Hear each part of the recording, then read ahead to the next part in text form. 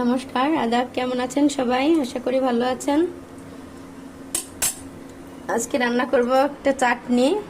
নিয়েছি জলপাই, কাঁচা আম ফ্রোজেন করে রেখেছিলাম, খেজুর আর টমেটো দিয়ে দিয়েছি, পাঁচফোড়ন আর তেজপাতা।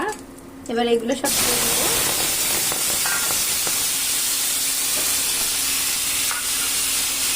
এবার দিয়ে দিব শুধু লবণ আর হলুদ, আর কিছুই দিব না। আর দিয়ে দিব জল।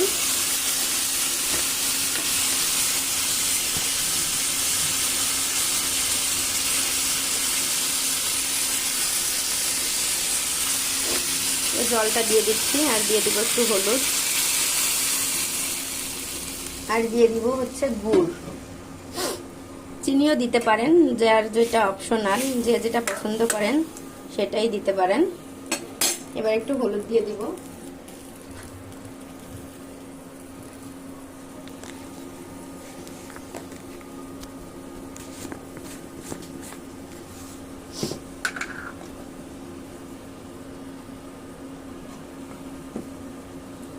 এভাবে সবকিছু দিয়ে একটু গামাখা গামাখা চাটনি করে খেয়ে দেখবেন। খাবার শেষে খুব মজা লাগে, ভাতের সাথে খেতে অনেক মজা লাগে। চাইলে অনেকে লুচি পরোটার সাথেও খেতে পারেন।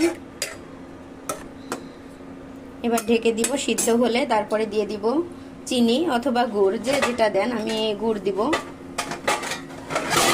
বাচ্চারাও খুব পছন্দ করে এটা। ধন্যবাদ সকলকে।